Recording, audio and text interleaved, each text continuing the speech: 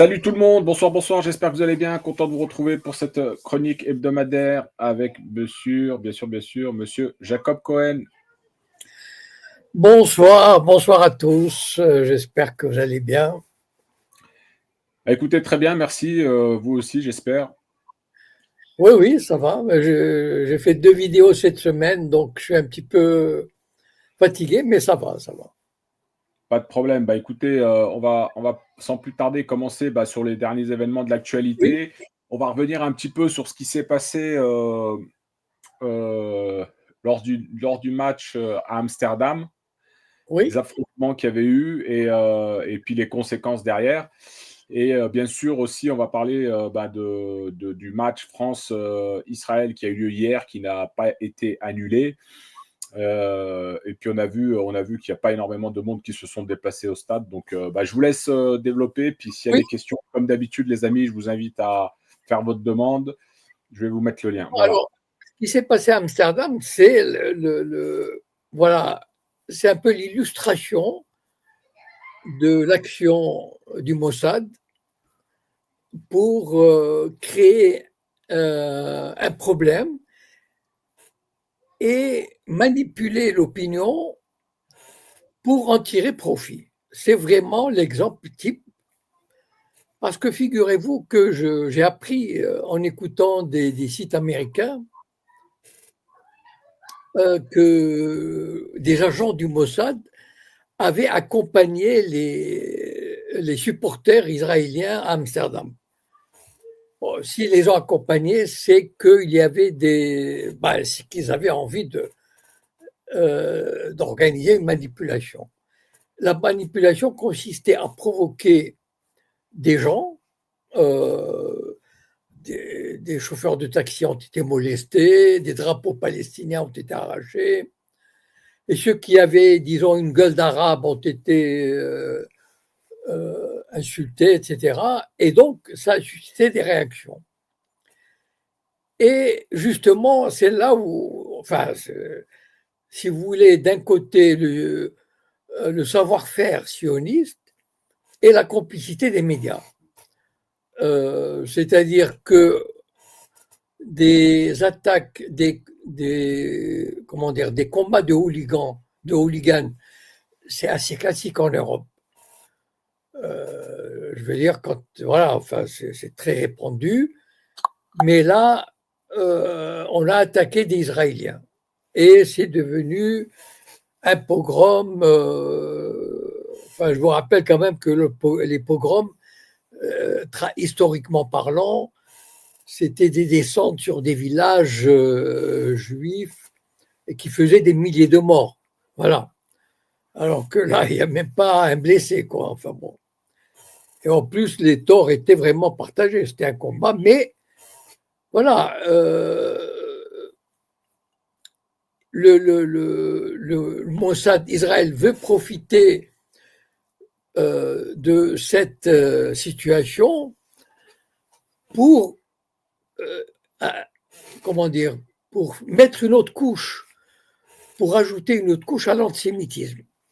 Parce que l'antisémitisme, ça permet quand même de réduire l'impact des bombardements israéliens sur Gaza et le Liban, le massacre, la tuerie des enfants, etc. Et donc, on se concentre sur, mon Dieu, l'antisémitisme et tout. Et bien sûr, les médias sont complices.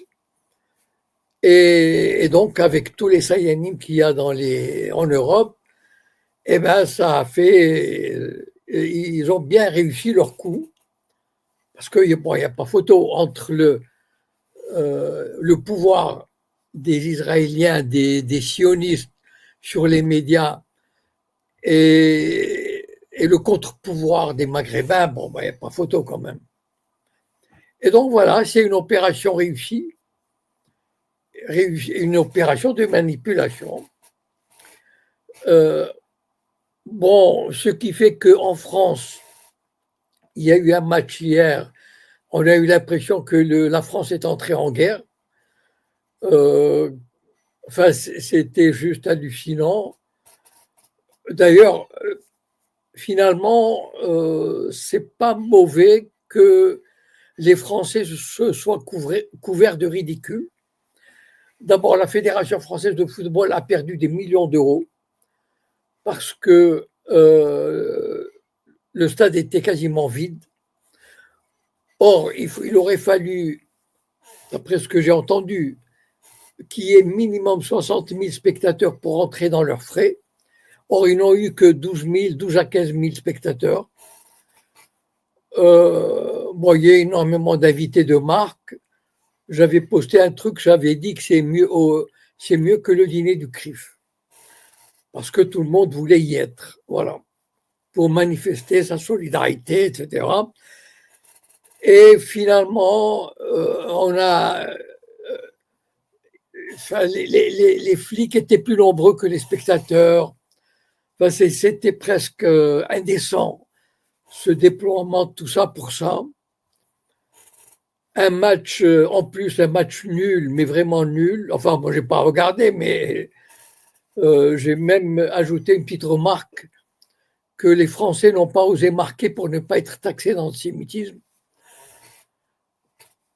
Bon, malheureusement, nous sommes dans un pays, en France, où les médias sont à 90-95% soumis, qu'ils le veuillent ou non, soumis aux diktats sionistes, et donc, voilà, ils sont obligés de relayer et de pousser leur agenda, c'est-à-dire que toute critique du sionisme va ressembler à de l'antisémitisme. Voilà. Donc nous sommes vraiment dans une guerre de propagande. Et dans cette guerre de propagande, les sionistes ont une longueur d'avance. Parce que je vous rappelle que les Sayanim, ils les ont mis en place depuis 60 ans. Et ils ont tissé leur toile d'araignée. Et il y a qu'à voir la trouille qui saisit les journalistes, etc., dès qu'ils touchent à ce sujet, comme s'ils touchaient de la dynamite. Voilà.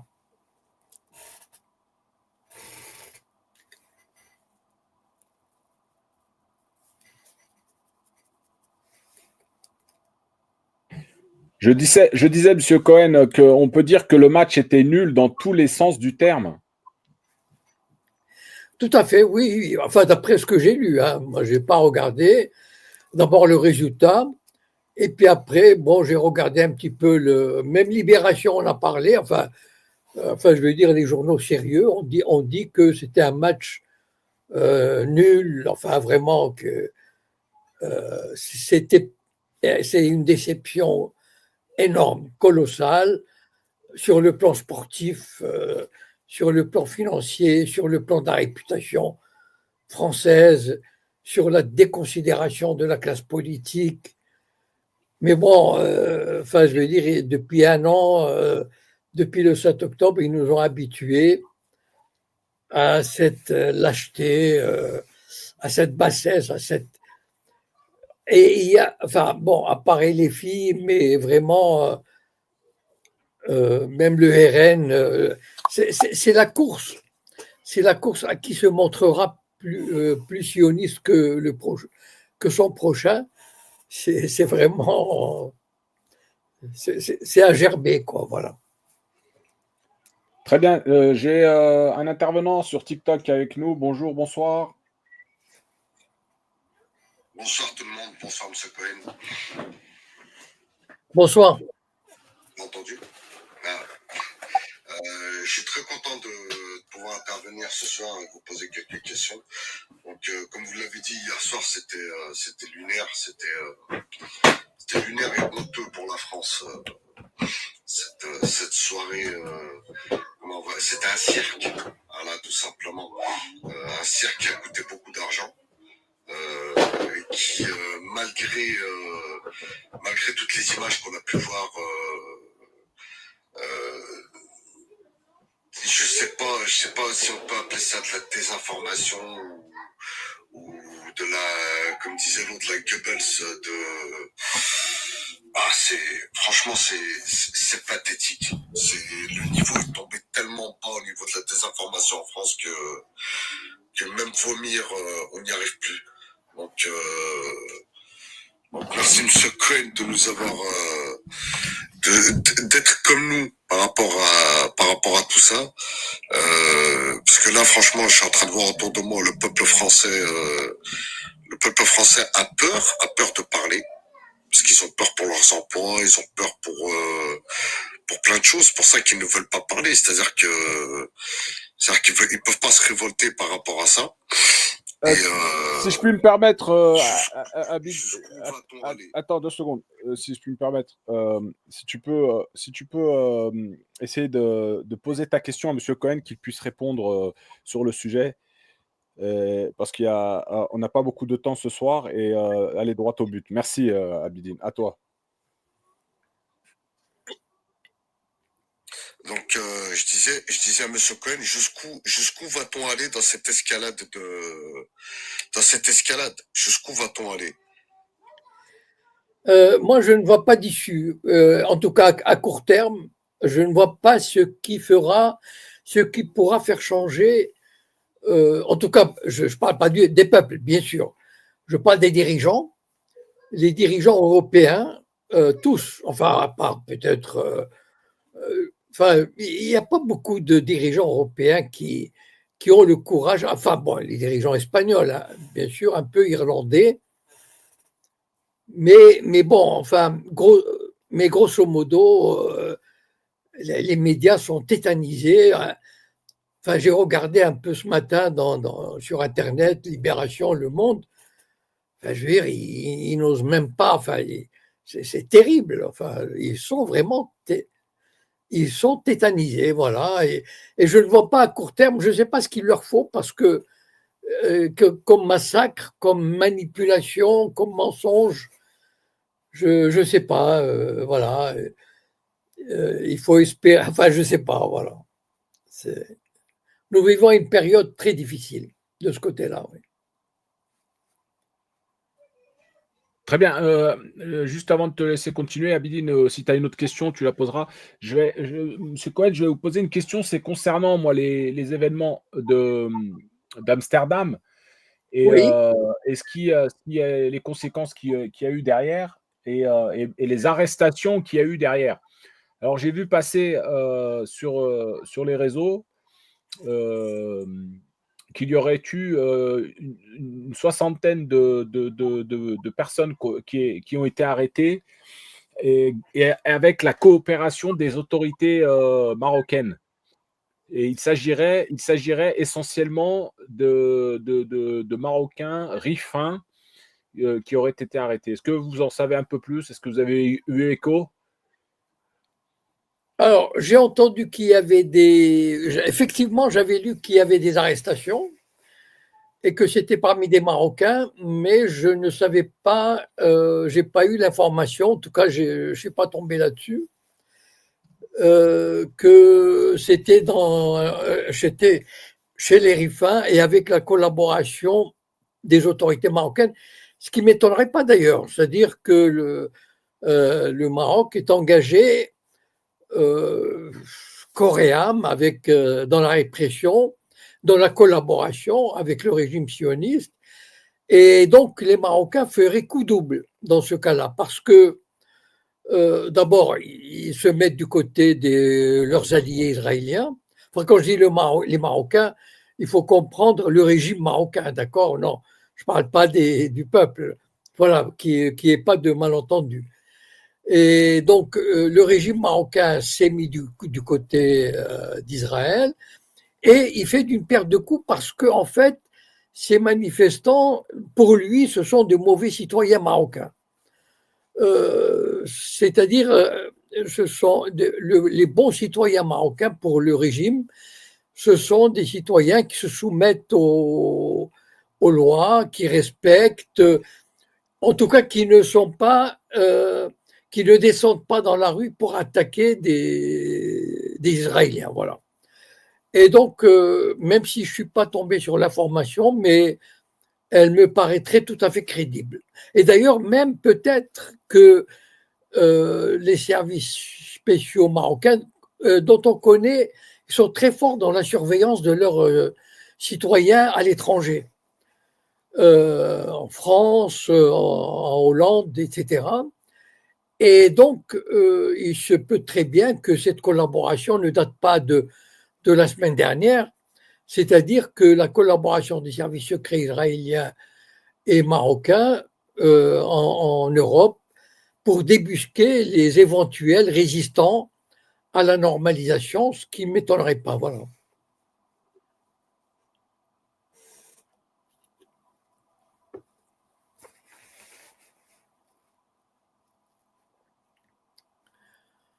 On ne vous entend pas.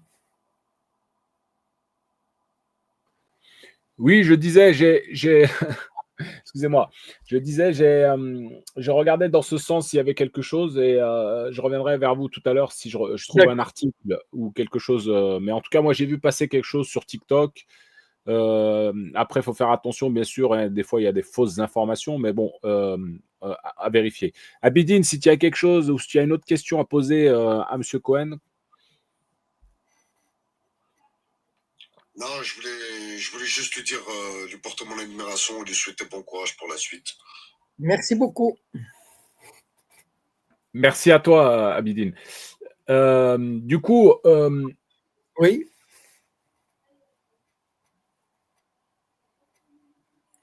Oui, donc effectivement, donc cette histoire de Rifin, donc à vérifier. En tout cas, s'il y a une collaboration entre la police marocaine et celle des Pays-Bas, ça peut être un petit peu normal, j'ai envie de dire, étant donné les relations que peuvent avoir ces deux pays. Et aussi, on connaît bien sûr le lien avec. C'est plus que probable. Hein, c'est plus que probable. D'ailleurs, le Maroc a toujours, enfin, il est connu pour apporter son savoir-faire, ses compétences, etc., sur les opposants, sur les gens qui, disons, les Marocains ou les Arabes qui pourraient créer des troubles en Europe. Voilà. Donc, le Maroc est un bon allié de ce côté-là. Enfin, ces dernières années, il s'est montré un allié très coopératif. Et concernant donc ce match, alors donc ce match a finalement eu lieu, comme on a vu le voir. On avait vu des appels au boycott. Hein, il y avait un député, je crois, de la LFI, Emmanuel Rigaud, je crois, ou quelque chose comme ça. Il me semble qu'il avait fait un tweet en disant qu'il. Alors attendez, je vous retrouve ça. Oui. Vous savez est-ce que vous saviez que la Belgique devait rencontrer Israël et elle avait, comment dire, délocalisé le match. Je crois qu'ils ont joué en Hongrie. Ouais, non, c'est Manuel Bompard, pardon. Manuel Bompard qui lui qui appelait donc à l'annulation du match en disant au vu des crimes par l'armée israélienne, oui. le sport véhicule des valeurs et des principes de respect des droits humains. Oui, mais enfin, il n'avait aucune chance d'être entendu. Au contraire, il a suscité une levée du bouclier. C'est-à-dire, ils ont dit comment on va boycotter Israël, enfin. Mais c'est pas possible. Enfin, c'est le retour des heures les plus sombres. Enfin, c'est la seule démocratie. Et donc, pour moi, ça a eu un effet inverse. C'est-à-dire, toute la classe politique, enfin, en dehors de LFI, a voulu montrer sa solidarité. C'était à qui se précipiterait au Stade de France pour dire j'y étais, je soutiens Israël. Enfin, c'était presque, c'était comique, quoi. Voilà. Et il y avait donc une autre personnalité, là, Thomas Guénolé, qui lui disait donc boycotter le match France-Israël. Sa décision s'inscrit dans la tradition du boycott des événements sportifs impliquant un pays qui pratique l'apartheid, ce qui est le cas d'Israël envers les Palestiniens, comme jadis l'Afrique du Sud avec les Noirs. Oui, mais à l'époque, il y avait un consensus sur l'Afrique du Sud. Aujourd'hui, la question n'est pas de la définition juridique. Est-ce qu'il y a de l'apartheid en Israël? Évidemment, ça a été démontré par des ONG, par l'ONU, etc. La question n'est pas là. La question est Vous savez, l'Afrique du Sud, avant qu'elle fût boycottée, l'Occident, pendant 30 ans, a collaboré intimement avec l'Afrique du Sud. Donc, il ne faut pas croire que voilà, l'Occident ne s'est pas réveillé un jour. Il a dit oh là là, il y a de l'apartheid. C'est pas vrai. L'Occident a collaboré avec l'Afrique du Sud pendant au moins 30 ans. C'est-à-dire le régime d'apartheid. Le régime d'apartheid a été instauré en 1948 en Afrique du Sud. Et donc l'Occident, et même Israël d'ailleurs, on a même parlé d'une collaboration nucléaire entre Israël et l'Afrique du Sud. Et donc, pendant au moins 30 ans, l'Occident a collaboré avec l'Afrique du Sud et refusé toute mesure, par exemple, de boycott, etc. C'est quand c'est devenu presque insupportable qu'ils se sont dit oui, oui, bien sûr, oui, on va boycotter, etc. Vous savez, c'est ça le problème. Le problème, c'est pas est-ce qu'il y a de l'apartheid ou pas. C'est d'abord, qui juge qu'il y a de l'apartheid, et deux, est-ce qu'on va passer à l'action. Voilà, c'est ça le problème. Donc, même si l'ONU, même si la CIJ, la Cour internationale de justice, dit qu'il y a de l'apartheid, eh ben, c'est pas ça qui va obliger ou pousser les États à appliquer des sanctions. Voilà. C'est ça le droit international. Enfin, voilà. Et on revient toujours à la même, comment dire, au même problème. Voilà. C'est-à-dire, OK, il y a de l'apartheid, ça c'est un fait, mais eh ben, la France n'a pas envie, pour toutes sortes de raisons, les Européens n'ont pas envie de boycotter. Voilà. En tout cas, en France, ils ont quand même boycotté. Il faut quand même respecter, du moins honorer ce qui a été fait hier soir par une grande partie des Français qui, en temps normal, vont voir le match. Là, ils ont bien montré leur comment dire, leur soutien à la Palestine au vu de ce qui se passe depuis les événements du 7 octobre. Ah oui, tout à fait.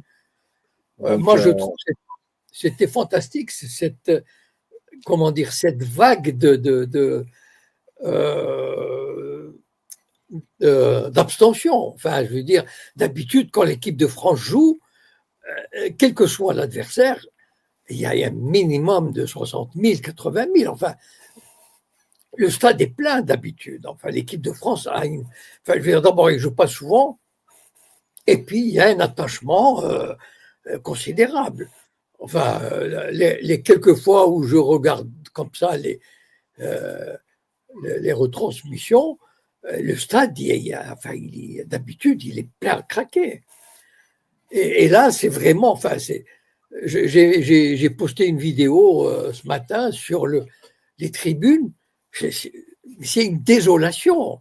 Enfin, je veux dire, même à l'international, quand ils vont montrer ces images, ça va être terrible. Enfin.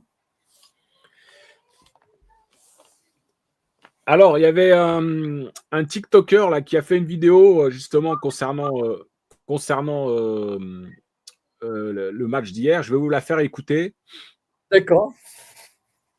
Mais il y a un truc quand même important à noter. Loin de moi l'envie de l'audimat à TF1, mais il y a un truc important à noter. On nous a montré des images, oui, honte aux Français qui boycottent ce match, etc., concernant Israël, pour apporter son soutien à la cause israélienne, etc. Bon, on nous a montré des images avec un stade vide, c'était avant que tout le monde arrive. Maintenant, concernant ce match, première chose à noter déjà, les drapeaux palestiniens sont interdits parce qu'ils sont considérés comme une incitation à la haine. A contrario, les drapeaux israéliens sont considérés comme le soutien à une cause noble. Bon, ça, voilà, vous le savez, mais les trois derniers présidents en date, donc Nicolas Sarkozy, François Hollande et Emmanuel Macron, sont présents au Stade de France pour le match. Et ils sont pas là pour supporter l'équipe de France, mais l'équipe israélienne, c'est du jamais vu. J'aimerais attirer votre attention sur un autre truc, d'accord? C'est tout le dispositif de sécurité autour du match. Oui, mais vis-à-vis de ce qui s'est passé à Amsterdam, c'est normal que... Ils ont qu'à se tenir à carreau, d'accord? Les supporters israéliens déjà de base. Les militants palestiniens sont sortis hier soir dans les rues pour marcher pacifiquement. Ils se sont réunis tout à l'heure devant le Stade de France pacifiquement. Et en réalité, c'est la sécurité incommensurable qui a été placée autour du match qui incite ici à l'affrontement. Ici, on veut pousser les gens à réellement défier l'autorité. Personne n'a appelé à tabasser les supporters israéliens, jamais de la vie. Personne n'a compté faire ça déjà à un seul moment. Parce que ça dessert la cause dans un premier temps. Si ça a été fait à Amsterdam, c'est qu'il y a une raison. Mais bon, Hassoul, la raison, faut la cacher parce que dans les médias, faut pas trop la dire. Sinon, ça voudrait dire qu'on dessert la cause israélienne. Et la cause israélienne, elle est noble. Et la cause israélienne, ils ont le droit de coloniser Jérusalem Est et la Cisjordanie et de tuer des Palestiniens et de bombarder des enfants. Je m'arrête, c'est bon, allez. Mais en vrai, Il n'y a pas trop de monde, mais il y en a quand même. Et pour ceux qui cibleront la FFF, par contre, il y aurait eu des sanctions monstres contre l'équipe de France. Donc, bon, eux, concrètement, c'est leur métier. Moi, on ne connaît pas réellement en termes de législation ce que ça peut entraîner pour eux de boycotter un match. Donc pour les sportifs, par contre, pour les supporters, on n'oublie pas que ouais, vous êtes complice d'un génocide, allez, je mélange tout, je m'en fous. Ça va. Eh les gars, dinguerie. Voilà. Oui, est-ce que vous saviez, oui, est-ce que vous avez vu cette vidéo où il y avait un, je me souviens plus comment il s'appelait, comment il s'appelle ce type, enfin un juif français ultra-sioniste qui menaçait à demi-mot Mbappé parce que Mbappé n'avait pas joué un précédent match contre Israël, soi-disant pour je sais pas quoi, enfin bon. Et là, il n'a pas joué non plus. Ah, Franck Tapiro, ouais, Franck Tapiro, c'est ça. Ah bon, d'accord. Et donc, et vous voyez, enfin, je veux dire, c'est quand même Mbappé, c'est une icône mondiale, quoi. Mais les sionistes, enfin, c'était quasiment des menaces à peine voilées. Et il dit, j'espère qu'il n'a pas fait ça parce que c'est Israël, hein, attention, hein, parce que, attention. Enfin, je veux dire, c'est terrible quand même. Enfin, voilà. Et enfin, apparemment, l'abstention de Mbappé aurait quelque chose de. Enfin, voilà, bien sûr, il n'allait pas s'exprimer. Enfin, en France, sinon, on rétablirait la peine de mort. Mais apparemment, ce que j'ai entendu, c'est que d'abord, il aurait fait, je crois, un tweet ou quelque chose comme ça sur Gaza. Enfin, je me souviens pas très bien, mais je crois qu'il aurait fait quelque chose. Et en même temps, il a renoncé à jouer un match. Et paraît-il, on lui a sorti cette histoire en Suède avec une femme. Vous savez, quand quelqu'un,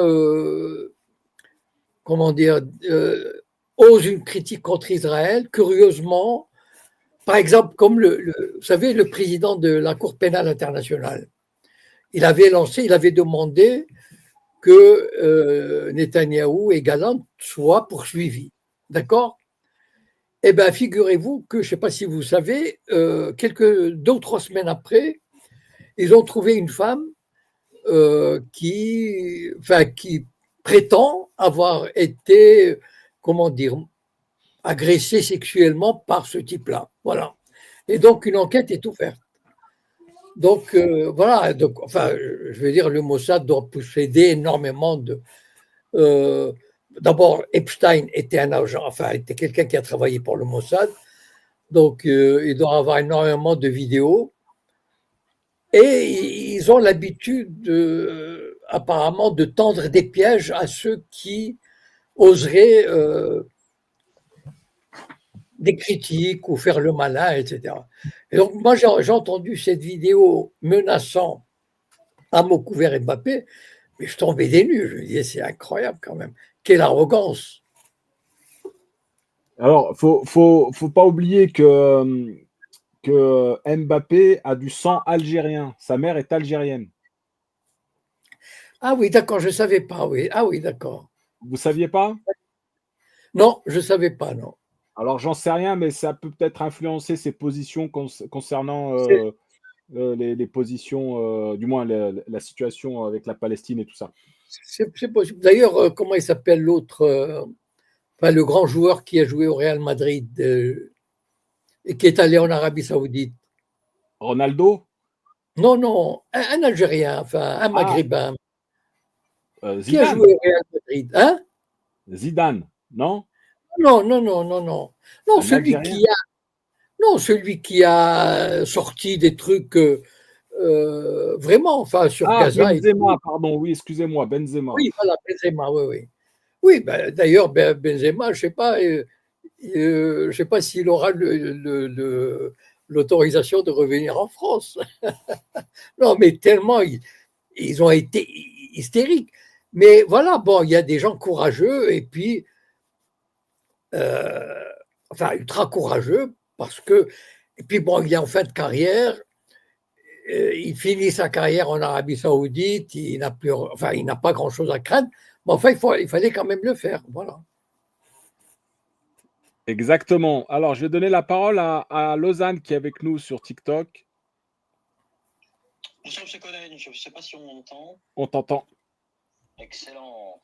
Alors, M. Cohen, pardon, concernant ce match et sur le boycott, j'aimerais revenir un peu dans l'histoire, notamment avec Olaf Palme, qui avait été plus ou moins l'ingénieur du boycott de l'Afrique du Sud, avec plutôt une belle réussite. Comme vous le savez certainement, il a été assassiné à la sortie du cinéma alors qu'il était avec sa femme en 86. Oui. Je voudrais savoir si, selon vous, ce serait irréel, l'entité sioniste qui l'aurait assassiné de peur qu'il pratique la même sanction, les mêmes boycotts avec la même portée internationale sur eux. Merci.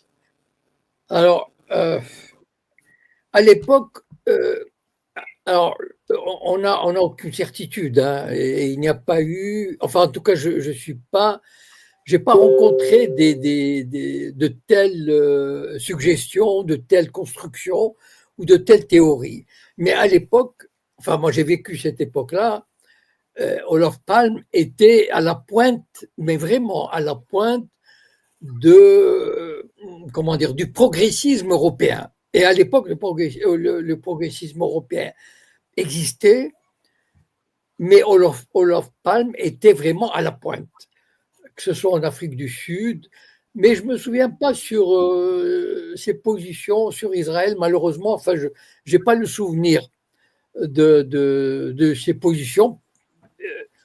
Je me souviens, donc je n'ai pas envie de dire des choses sur lesquelles je ne suis pas sûr, mais de par sa stature, de par son engagement, que ce soit sur l'Afrique du Sud. Tapote, restriction, merci. Tapotez, s'il vous plaît. Et donc, parce que bon, son assassinat était quand même assez bizarre. Lui, bon, en Suède, il allait sans garde du corps au cinéma ou au théâtre d'ailleurs. Je ne sais pas si c'était au théâtre ou au cinéma. Bon. Et c'est un pays pacifique à l'époque. Enfin, la Suède était.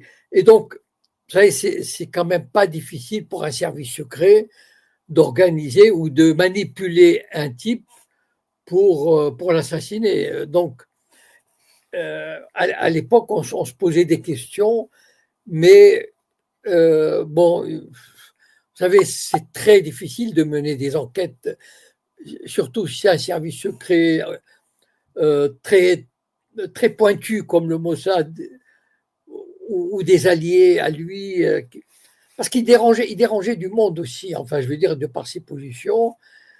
Et donc, en tout cas, à ma connaissance, aucune enquête n'a abouti. Je n'ai jamais entendu parler d'une enquête aboutie sur les auteurs ou les commanditaires plutôt de l'assassinat. Mais c'était un assassinat complètement incompréhensible. Voilà. Simplement,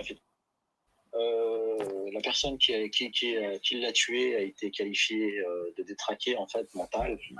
Mais c'était juste une hypothèse. De mon côté, rien de lu ici et là, mais je me dis qui pouvait être le pire ennemi ou pour qui Olaf Palme pouvait être à cette époque le pire ennemi.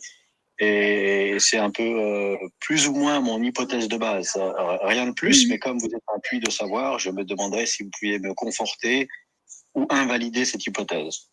Non, moi je pencherais plutôt intuitivement, je pencherais plutôt pour une manipulation d'un service secret très fort et qui a trouvé un faible d'esprit qu'on a manipulé, etc.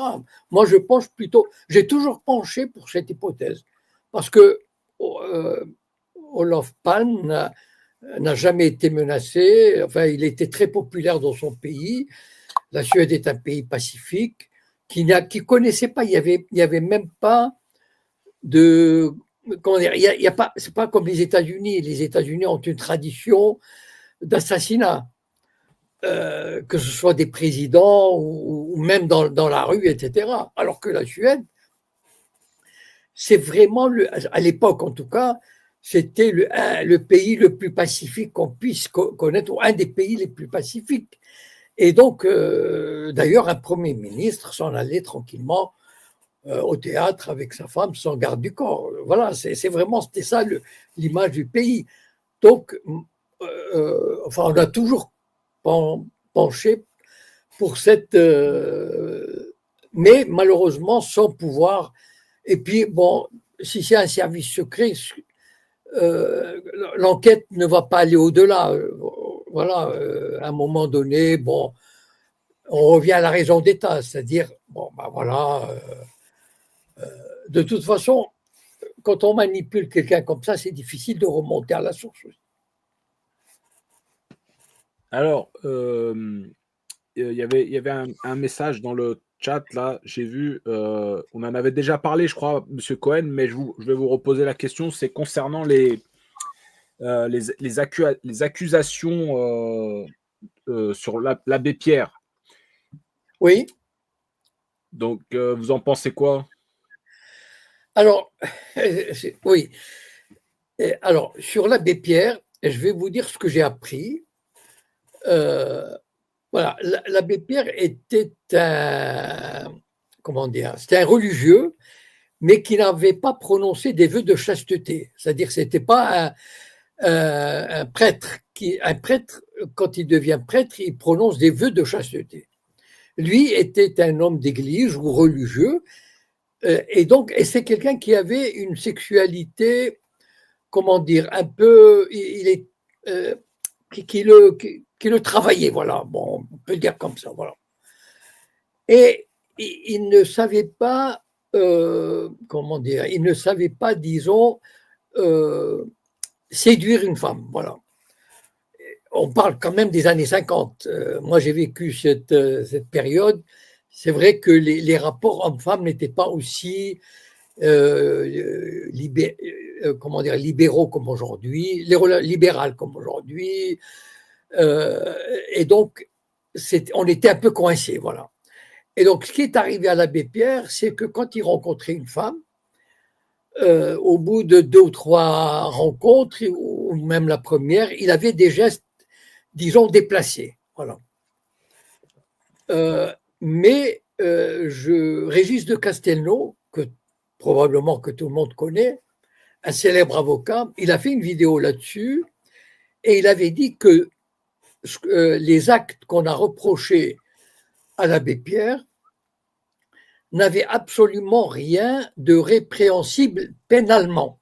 C'est-à-dire, ce n'étaient pas des actes caractérisés d'agression sexuelle. Voilà.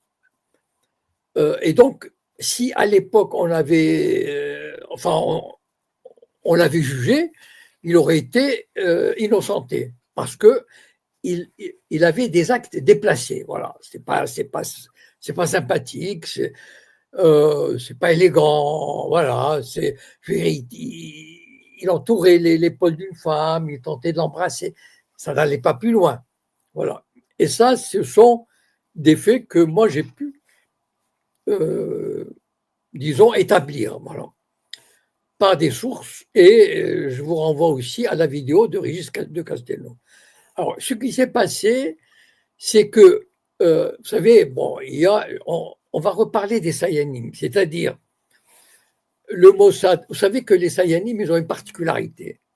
Ce ne sont pas des juifs sionistes qui travaillent pour Israël, ils reçoivent leurs instructions du Mossad. Il y a un service du Mossad qui leur est consacré. D'accord? C'est-à-dire que quand on est un Sayan, on reçoit des instructions du Mossad. On lui dit, voilà, on va faire une campagne, ceci, cela, etc., etc. Et donc, à mon avis, des Sayanim, on leur a dit, bon, alors maintenant, il faut détruire l'image de l'abbé Pierre parce qu'on est en train de ressortir des écrits ou des témoignages de l'abbé Pierre favorables à la Palestine, et comme il a une réputation extraordinaire auprès du peuple, etc., il faut le démolir. Voilà. Et donc, on a sorti ces quelques témoignages, mais vraiment, enfin, moi j'ai vu le témoignage principal, comme je vous dis, il n'y a rien. voilà, la femme disait oui, il m'a entouré de ses bras, il a tenté de m'embrasser. Enfin, voilà, je veux dire, il n'a pas, il était très fort, l'abbé Pierre. Enfin, regardez les photos quand il avait 20 ans, 25 ans. Il n'a pas jeté sur le sol et l'a violé. Non, pas du tout. C'était vraiment. Et de ça, ils ont grossi, enfin, ils ont fait tout un travail de manipulation, au point qu'aujourd'hui, ce qui est terrible, c'est que l'abbé Pierre est un nom qui va disparaître de l'histoire de France. Voilà. C'est-à-dire, c'est comme s'il n'a jamais existé. Tout ce qui est nommé par l'abbé Pierre, il va être effacé, va être remplacé. Et ça, c'est le travail des Sayanim, c'est-à-dire des Sayanim qui sont dans les médias, qui sont dans la publicité, qui sont dans par exemple les sociétés qui travaillent avec Emmaüs, etc. Tous ces Sayanim se sont ligués pour imposer cette révolution-là, c'est-à-dire effacer, voilà, effacer le nom de l'abbé Pierre. Ce qui fait que si quelqu'un ose aujourd'hui, demain, dire regardez ce qu'il a dit sur la Palestine, on va dire oh, celui-là, de toute façon, sa parole, etc. Et en même temps, c'est un message qui est adressé à tous les penseurs intellectuels, etc., qui en France seraient tentés de défendre la Palestine. C'est-à-dire, on leur dira ceci, le message est ceci, votre réputation, même après votre mort, si vous avez une réputation quelconque, on la démolira. Voilà. Et donc, c'est un avertissement envoyé à tous les intellectuels, ou enfin tous ceux qui ont une voix, qui ont du poids, pour leur dire faites gaffe, on vous fera effacer de l'histoire. Voilà. Et c'est ça ce que je retiens de l'affaire de l'abbé Pierre. C'est terrible pour cet homme qui a consacré sa vie à aider des pauvres, enfin les mal logés, etc. Et de subir un tel affront, c'est terrible. Voilà. Les sionistes sont vraiment des gens impitoyables. Ils ne respectent rien ni personne et ils sont capables même de poursuivre après leur mort des gens bien. Enfin, c'est. Voilà. Alors, il y a Eduardo qui nous dit aussi dans les commentaires et du chantage à l'antisémitisme, vous en pensez quoi? En général ou concernant l'abbé Pierre? Non, en général. Ah ben, en général, vous savez, dès les années 60-70, les sionistes ont découvert le chantage à l'antisémitisme. C'est-à-dire que, par exemple, quand ils ont lancé la guerre de 67, c'était une guerre d'agression. De Gaulle leur avait dit, il avait dit, il n'y a aucune raison de faire la guerre, il n'y a aucune raison de se lancer dans la guerre, et celui qui commencera les hostilités sera déclaré comme agresseur, et on subira les conséquences. Mais qu'est-ce qu'ils ont fait, les Israéliens, à l'époque? Ils ont fomenté, enfin, ils ont lancé cette campagne comme quoi il allait avoir ils sont menacés d'une nouvelle Shoah. Bon, ils ont trouvé, et à l'époque, il y avait un chef de l'OLP qui s'appelait Choukairi et qui répétait, bon, c'est ça la connerie, enfin bon, la connerie. Il disait, nous allons jeter les Juifs à la mer. Bon, voilà, il n'avait aucune chance de réussir. Mais les sionistes, grâce encore une fois au travail des Sayanim, voilà. Alors, imaginez des centaines de Sayanim à l'époque, au début des années 60, sont déjà sur TF1, sur Europe 1, Luxembourg, etc. Je vous rappelle quelques noms de l'époque, Yvan Levaille, Jean-Pierre Elkabbach, etc. Et donc, ils ont lancé ils ont chauffé le public français en disant oh là là, Israël est menacé de destruction, il va y avoir une nouvelle Shoah. Vous imaginez, la Shoah n'était pas loin, c'était 15 ans, 20 ans maximum. Et donc, c'était vraiment, enfin, il y a eu une campagne énorme. Et imaginez qu'à l'époque, la gauche, hein, l'ultra-gauche, je parle de Sartre, quand même. Je parle d'Albert Memmi. Je ne sais pas si vous connaissez Albert Memmi, par exemple. C'est un grand intellectuel juif d'origine tunisienne qui enseignait à la Sorbonne et qui avait écrit le portrait du colonisé, et préfacé par Sartre. Donc, il faisait partie de l'establishment progressiste, etc. Tous ces gens-là ont cru, ont mordu à l'hameçon. Ils ont dit, oh là là, Israël va subir un holocauste, une nouvelle Shoah. Et on a oublié le nettoyage ethnique de 1948. C'est-à-dire, vous savez, dans la mémoire collective européenne, française par exemple, le nettoyage ethnique de 1948, il est passé à l'as. C'est ça qui est terrible. Et ça aussi, c'est un peu aussi la faute, enfin, l'erreur ou la faute des Arabes qui n'ont pas su exploiter, enfin, mais pas exploiter, c'est-à-dire informer correctement l'Europe ou l'Occident ou le monde de ce fait. Et donc, la gauche, l'ultra-gauche, était, enfin, je veux dire, Sartre était ébranlé par l'histoire de on va jeter les Juifs à la mer et qu'il allait avoir une nouvelle Shoah, alors que c'était une puissance militaire déjà. Vous savez, en 1956, ils ont démontré leur puissance militaire en envahissant le Sinaï en quelques jours. Et ils s'étaient préparés à la guerre depuis des années. Et donc, bon, ils ont gagné. Les Français et l'Europe ont poussé un soupir de soulagement comme si c'était un miracle.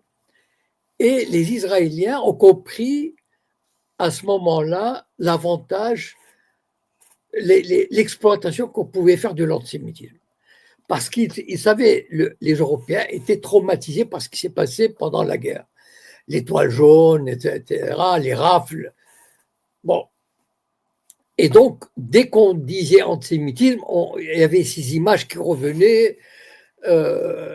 Et ils ont. Voilà. Enfin, moi, je dis, les sionistes, chapeau. Au point de vue de la propagande, ils savent. C'est les champions du monde. Voilà. Et donc, ils ont su. Et d'ailleurs, dès les années 80, ils ont sorti leur 70, ils ont sorti leur joker, Lanzmann, Jacques Lanzmann, parce qu'ils sont deux frères. Il y a Jacques Lanzmann et un autre, enfin j'ai oublié le prénom, celui qui a fait le film Shoah, 9h30 de film.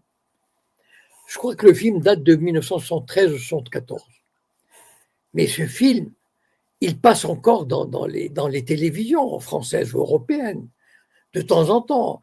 Ce film a été, je ne sais pas si ça se fait encore, ce film, pendant des années, était distribué gratuitement en CD à tous les collégiens de France. Donc, imaginez ce qu'il a rapporté à Lanzmann. Donc, et voilà, et c'est tout ce travail, les voyages à Auschwitz, les témoignages, etc. Enfin, et ça, c'est l'exploitation de l'antisémitisme. Et c'est pour ça que dès qu'il y a le moindre truc, ils sortent leur joker, antisémitisme. Et là, ils peuvent rien faire, voilà. C'est-à-dire les Européens il y a le sentiment de culpabilité, etc. Et ça leur donne aussi aux Européens, comment dire, un prétexte pour ne pas condamner Israël. Fondamentalement, ils sont les alliés, mais c'est un prétexte, l'antisémitisme est un prétexte pour dire oh là là, il faut quand même pas, etc. Et ils ont, encore une fois, on peut pas se rendre compte de la puissance des Sayanim. C'est-à-dire quand vous avez tous ces médias en France et en Europe qui ont été façonnés depuis 60 ans par des sionistes convaincus qui ont réussi à enfoncer dans le crâne des populations et tout. Et le résultat est là quand même, voilà. Très bien, merci Monsieur Cohen. Alors, il y a 2 intervenants, je vais donner la parole sur YouTube d'abord. Bonsoir.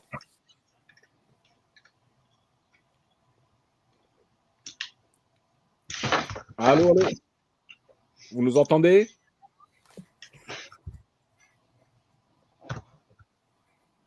Allô, Sarah, vous êtes là? Bon, je crois qu'elle ne nous entend pas, elle a un problème de micro. La Moula, tu es avec nous? Oui, oui, je suis là. Vas-y, je t'en prie, si tu as une question pour M. Cohen. Merci. Oui, bonsoir, Monsieur Cohen. Bonsoir. Écoutez, moi, j'ai une question à vous poser, plutôt simple et qui concerne l'actualité de cette semaine, de la semaine dernière, il me semble. Je voulais savoir votre point de vue sur ces 2 gendarmes français qui ont été interpellés et agressés par les autorités israéliennes sur le territoire français en Israël. Et comment qualifiez-vous finalement, après cette interpellation israélienne, la présence des plus grandes autorités françaises hier soir lors du match France-Israël? Voilà. Merci, Monsieur Cohen. Bon, d'abord, si c'était un autre pays qui l'avait fait, mettons par exemple la Russie, mais il y aurait eu une réponse terrible. Enfin, je veux dire, vraiment. Bon, si c'était un pays autre que la Russie, mais ennemi de la France, on aurait réagi militairement. Il y aurait eu des répercussions militaires. Parce qu'on n'a pas attaqué des gendarmes, on a attaqué des gendarmes sur le sol français, c'est-à-dire sur un territoire géré par la France, administré par la France depuis 150 ans, et considéré comme un territoire français, c'est-à-dire bénéficiant de l'immunité diplomatique française. Donc c'est comme si des forces israéliennes avaient attaqué 2 gendarmes sur le territoire français. C'est très grave. Mais comme de toutes les façons, vous savez, les règles, bon, on les exploite en fonction de l'intérêt ou en fonction de la politique.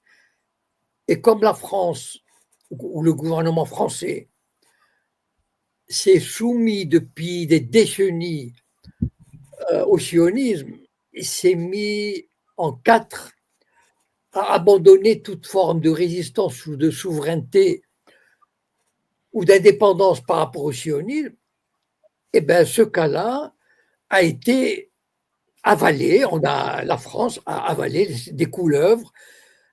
Elle s'est contentée on va appeler l'ambassadeur, peut-être qu'on lui a offert le champagne. Vous savez, quand on dit on convoque l'ambassadeur, en général, c'est pour lui passer un savon. Mais là, on a dû lui dire, bon, écoutez, il faut faire ça pour les caméras, on ne peut pas faire autrement, n'est-ce pas? Mais voilà. Donc, mais ça montre à quel point, enfin, ce n'est plus une surprise aujourd'hui. C'est une ligne de conduite depuis des années, que ces relations sont basées sur la soumission au diktat sioniste. Voilà. Il n'y a pas d'autre, il y a pas des façons d'esquiver ce fait. Voilà. Quoi que fasse Israël, il sera soutenu. Voilà. À la rigueur, on fera semblant de dire oh là là, c'est quand même exagéré. Comme par exemple Macron, quand il essaye de faire son petit malin en disant oui, on ne peut pas faire avancer la civilisation avec des actes barbares, etc. Et bon, ce sont des mots qui restent des mots. Voilà. Mais fondamentalement, la France est soumise, elle est sous influence sioniste et donc elle ne pourra rien faire autrement. Voilà. Alors, Ouais, je prends une dernière question, s'il vous plaît. alors D'accord, pas de souci. Juste, Monsieur Cohen, donc Sarah qui n'a pas pu s'exprimer, elle a mis donc le Oui. message. Je vais vous le lire et je vais le lire pour tout le monde. Il est évident que la France est sous l'emprise d'une influence sioniste exercée par les mêmes forces qui occupent la Palestine. Les médias et les journalistes collaborateurs diffusent sans relâche une propagande pro-sioniste, ce qui devient insupportable. Jusqu'à quand la France et les Français toléreront-ils une telle situation? De plus, donc les propos de Sarah, je pense que l'occupation de la Palestine persistera tant que les États-Unis resteront sous l'influence du lobby AIPAC et de manière similaire en France. Il y a la deuxième Ok, partie. Je vous lis juste la oui, deuxième partie. La France continuera à subir cette domination tant que le CRIF exercera son pouvoir dans l'ombre. Les Français, où est leur fierté face à cette humiliation permanente chez eux sur leur propre sol? Monsieur Cohen, qu'en pensez-vous? Jusqu'à quand pensez-vous que cela peut encore durer? Voilà. ok. J'ai déjà eu l'occasion, disons, pas de répondre à cette question exactement, mais disons, de donner mon avis sur cette situation. Si le CRIF domine, c'est parce que les Maghrébins sont faibles, sont soumis. Je regrette, je vais le dire brutalement, les Maghrébins en France représentent peut-être, ils sont 4-5 millions, ils ont des centaines de milliers d'avocats, d'ingénieurs, d'universitaires, etc. Et ils se comportent comme des larbins à 90%. Voilà.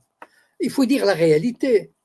C'est-à-dire que si, enfin, Wally en est témoin, combien de fois j'ai dit, si le CCIF, qui représente pour moi une organisation, quelque chose, je m'en fiche, faites une autre organisation, voilà. Mais c'est ça la réussite du CRIF. Le CRIF réussit parce qu'il met tous les juifs sous son aile. S'agissant d'Israël et du lobby, ils sont tous d'accord.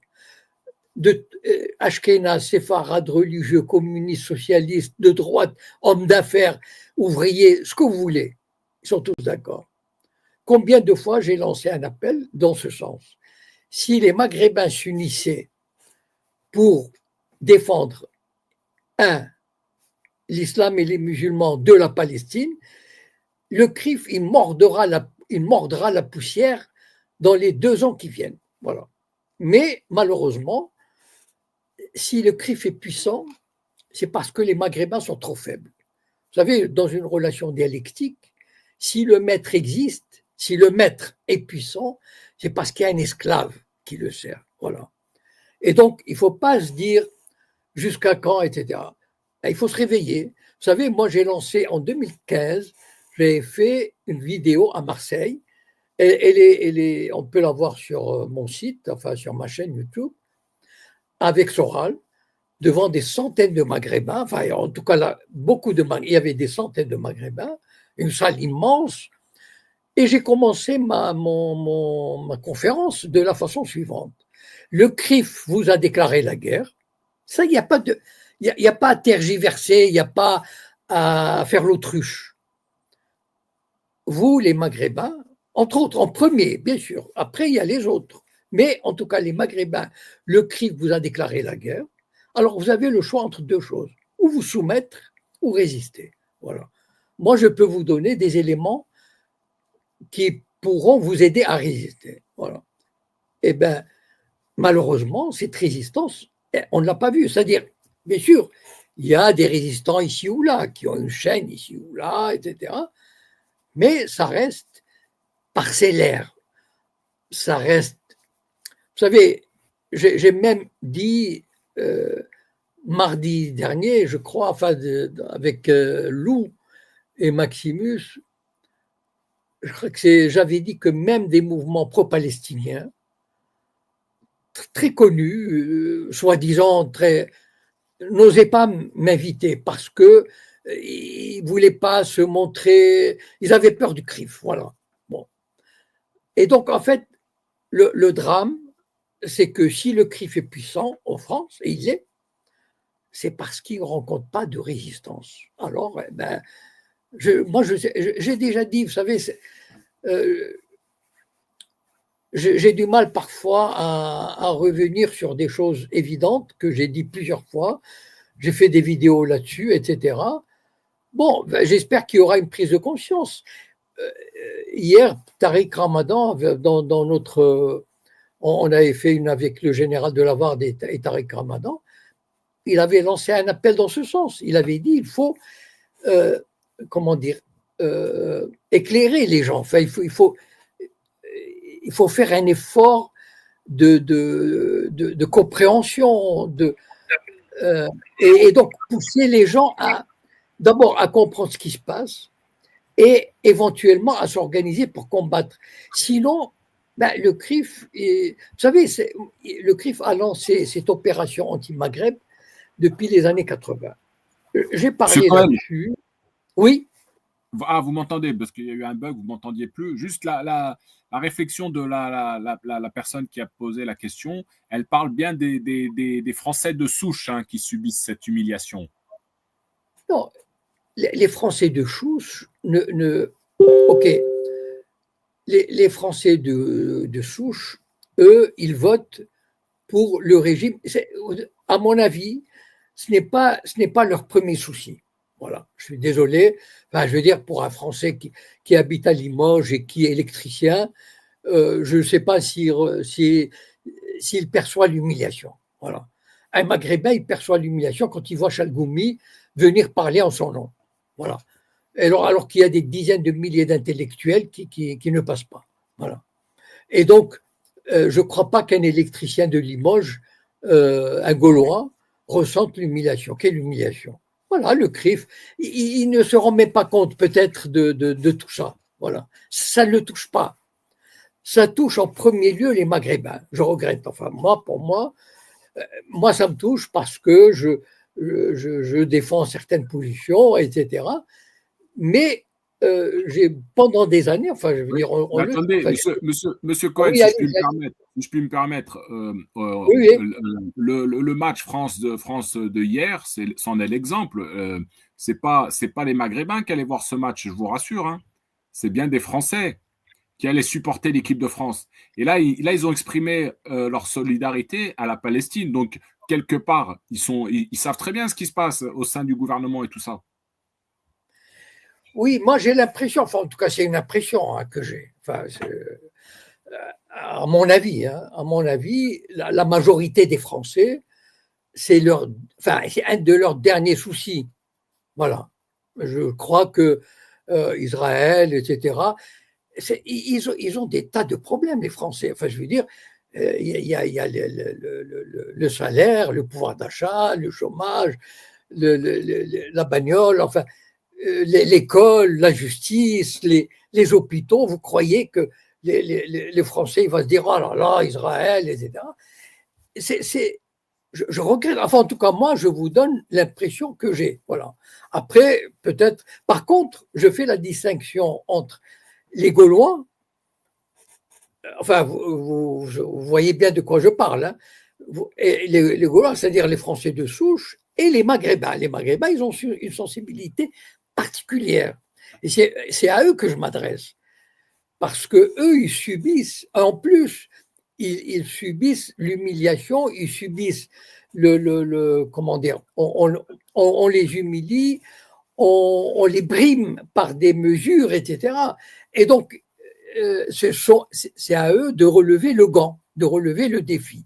Les autres, quand ils choisissent un gouvernement, quand ils choisissent un député, je regrette l'affaire Israël-Palestine, passe au 10e rang. Voilà, enfin à mon avis. Après, si vous pensez que c'est leur priorité, je ne crois pas. Voilà. Très bien. Alors, on avait dit 1 heure, M. Cohen, je vais vous libérer. Juste une petite information. Je ne sais pas si vous l'avez vu passer. Le tribunal d'application des peines accepte la demande de libération du militant pro-palestinien Georges Abdallah. Oui, j'ai vu. C'est enfin. C'est terrible. Je peux ajouter juste une petite chose, 30 secondes. Monsieur Cohen, moi, en fait, vous me dites ce que vous en pensez, mais moi, après que les 2 gendarmes aient été agressés par les autorités israéliennes, est-ce qu'il n'y a pas là, par la présence d'Emmanuel Macron et de ses ministres, officiellement une allégeance qui a été faite à Israël une semaine après que la République, que la France ait été, comment dirais-je, violée de son intégrité sur le territoire français en Israël. Oui, mais encore une fois, c'est pas. Tout à l'heure, Ouari m'a dit, enfin, pour les Français, je persiste à dire, mais maintenant, on peut avoir une opinion différente. Hein. Moi, d'accord, on me demande mon opinion, je la donne, d'accord, voilà. Et je vous prie, si vous n'êtes pas d'accord, de ne pas la considérer, d'accord, voilà, il n'y a aucun souci avec moi, d'accord.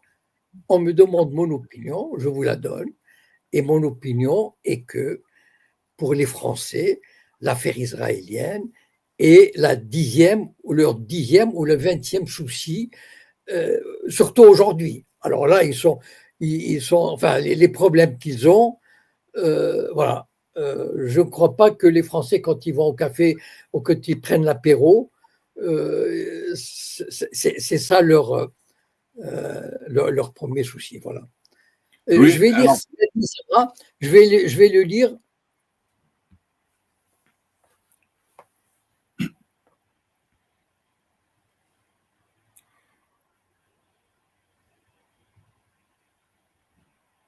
Ben oui, mais encore une fois, je vais répondre et puis après on clôt. Si Tariq Ramadan a subi les outrages qu'il a subis, c'est pas, et je l'ai défendu d'ailleurs, il m'a cité la première fois qu'on s'est retrouvé dans une vidéo, il m'a dit en 2013, où tu as publié une vidéo qui me défendait alors que je ne connaissais pas du tout. Voilà. Mais justement, ça parce que je ramène ça au rapport de force global. Voilà. Le rapport de force, comment dire, le match CRIF-Maghreb, maghrébin, le CRIF mène par 98-0. Voilà. Eh bien, les Maghrébins, ils sont plus nombreux, 10 fois plus nombreux.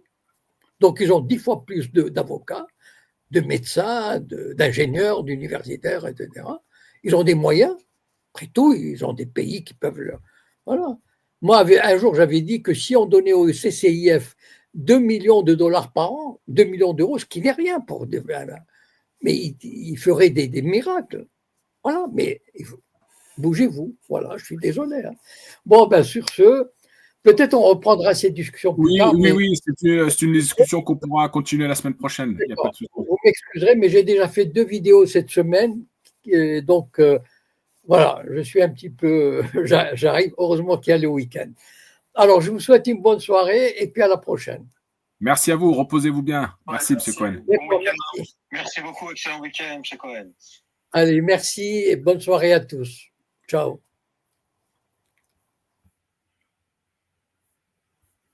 Attendez, s'il vous plaît, je vais juste clôturer. Les amis, je vous souhaite une excellente soirée à tous, un bon week-end et on se retrouve bien sûr vendredi prochain avec M. Cohen.